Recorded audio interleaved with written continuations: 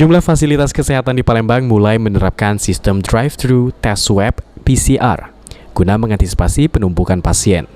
Salah satunya seperti Rumah Sakit Siloam Sriwijaya yang juga menerapkan sistem tes swab PCR drive-thru.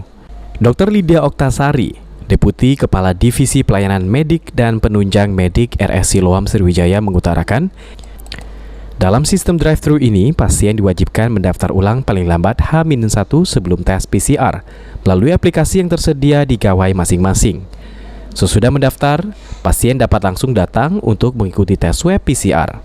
Kelebihan lainnya pada sistem drive-thru ini, pasien tidak perlu turun dari kendaraan sehingga tidak menimbulkan kerumunan antrian.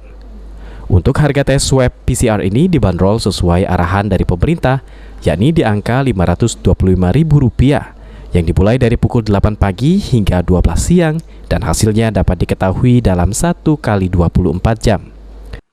Kita drive-thru artinya kan pasien sudah mendaftar terlebih dahulu di aplikasi My Siloam. Setelah itu pasien bisa langsung datang, tidak usah turun dari kendaraan, bisa langsung diambil sampelnya. Oke, itu pendaftarannya minimal berapa hari sebelum pelaksanaan atau gimana? Minimal H-1, jadi mau 2 hari sebelum pelaksanaan, 3 hari sebelum pelaksanaannya udah bisa. Udah bisa. Nah, syaratnya yaitu tadi daftarnya melalui aplikasi My Siloam. Untuk range harganya sendiri sesuai ketentuan pemerintah atau belum? Kita harga PCR mengikuti harga dari arahan Bapak Presiden Rp525.000. Untuk pelaksanaannya sendiri dari pukul berapa sampai pukul berapa, Bu?